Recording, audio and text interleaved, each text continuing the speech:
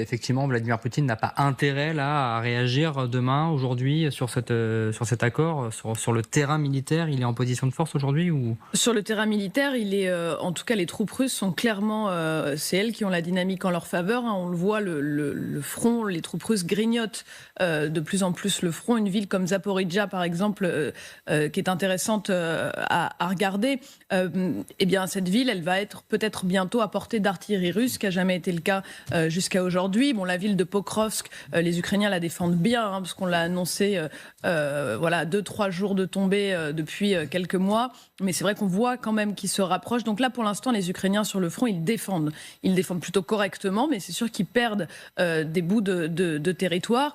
Et l'inquiétude pour les Ukrainiens, eh bien, c'est de ne pas s'effondrer.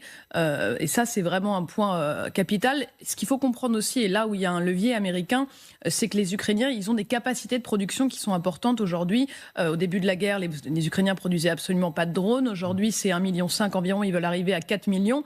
Et j'en parlais avec un conseiller de Zelensky qui disait ce qui est très douloureux pour nous, c'est qu'on a les capacités de production, on a les pièces, on a les composants, c'est pas facile, mais on les a. On a la capacité à produire. En revanche, on n'a pas assez de financement pour produire tout l'armement qu'on pourrait envoyer sur la ligne de front. Donc ça, il y a une grosse demande ukrainienne